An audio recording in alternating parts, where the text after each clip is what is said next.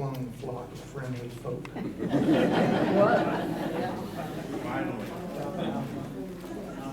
Again.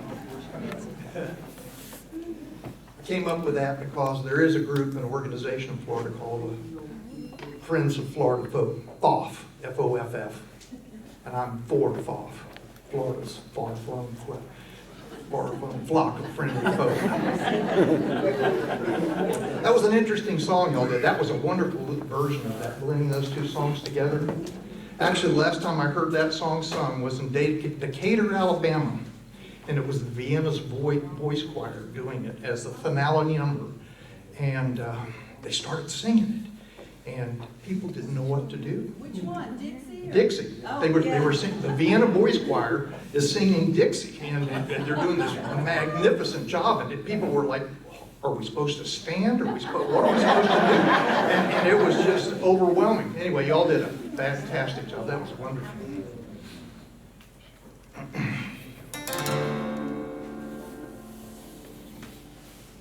We've all heard this phrase lately, too big to fail and too big to jail. Well, it's a curious thing, but it's not something new to the United States and its citizens. Not new at all. I'm going to open my little set here with a question about that.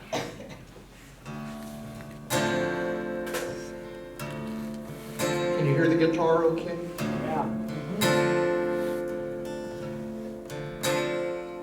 I wonder who they are, the men who really run this land. I wonder why they run it with such a thoughtless hand. What are their names, and on what street do they live?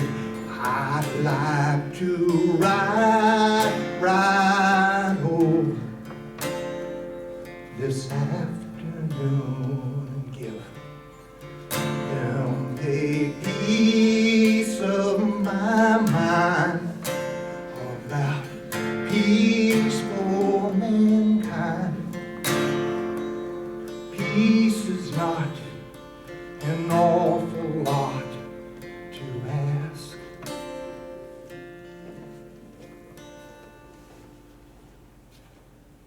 Now, it's called What Are Their Names? It's written by David Crosby, not my song. But it does ask a question. Who's running the show? Well, you would think a president of the United States might be, or the Congress, or maybe even the Supreme Court, but that doesn't seem to bear out in the facts. Andrew Jackson noticed this way back in the 1830s and took on the big central bank whose charter was up for renewal.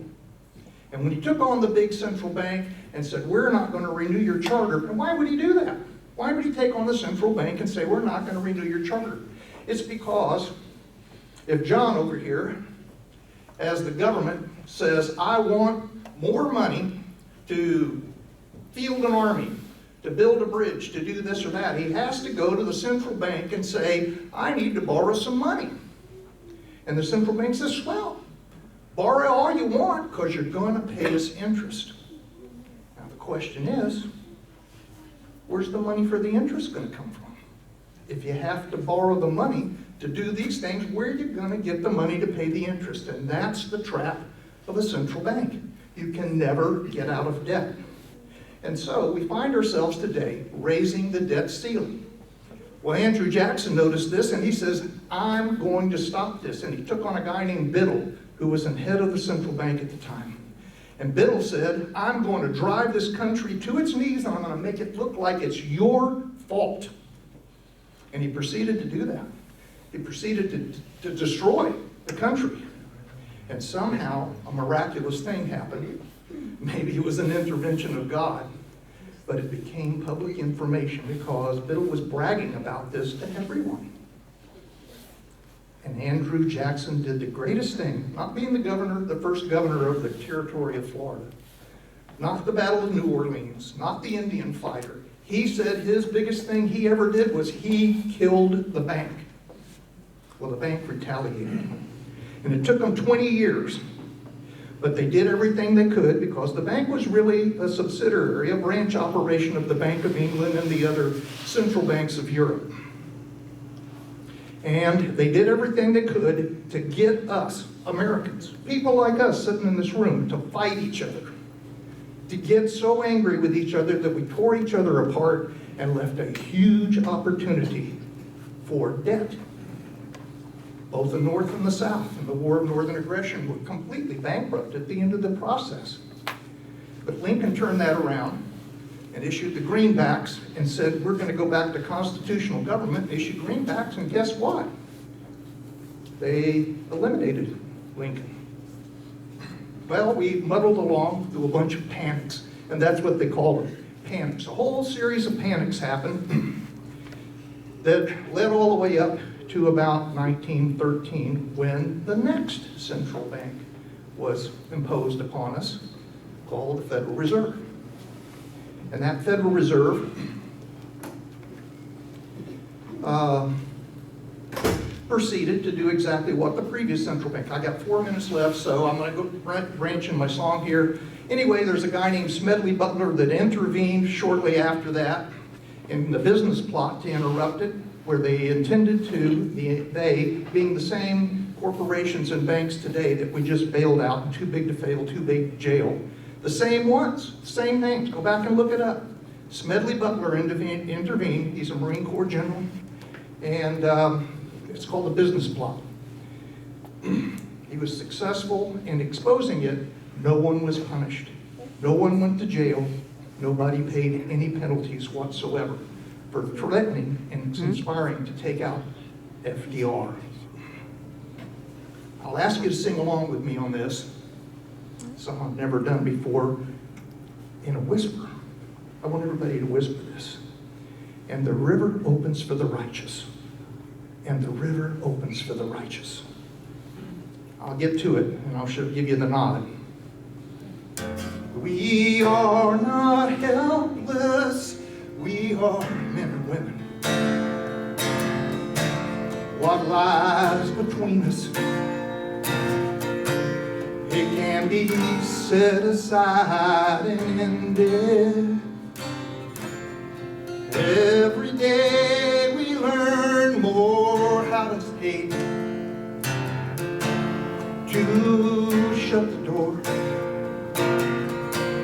and then we tell ourselves we can't relate, but only to the ones who are the same. Yet even they are different, and evermore they shall remain. All are strangers, all are friends,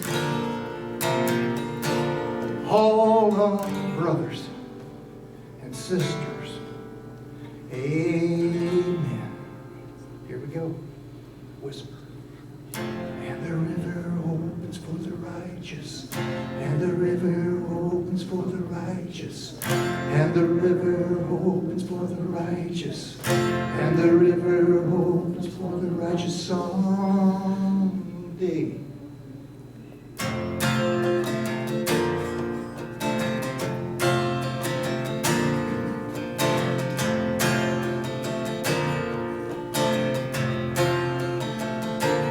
I was walking with my brother, and he asked me what was on my mind. He said, oh, what I believe in my soul ain't what I see with my eyes, and we can't let it slide this time.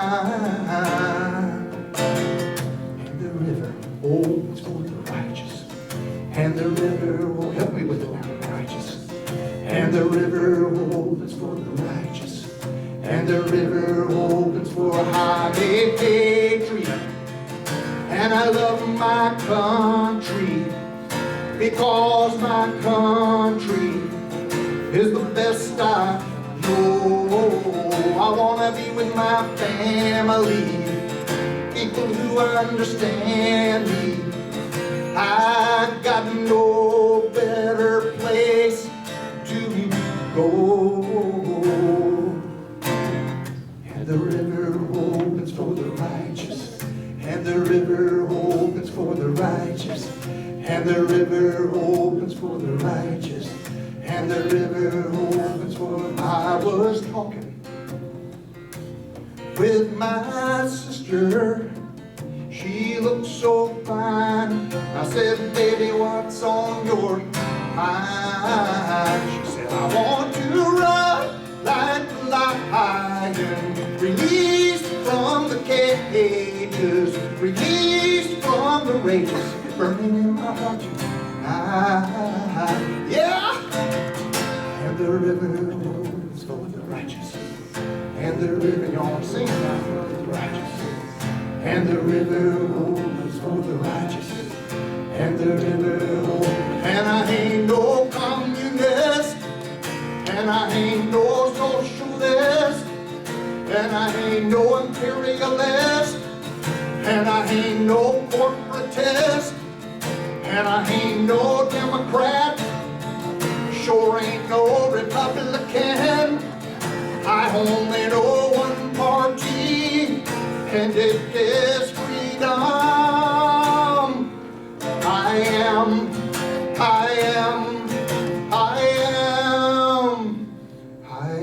patriot, and I love my country, because my country is the best I know. I wanna be with my family, people who understand me. I got no better place to go. I need you now.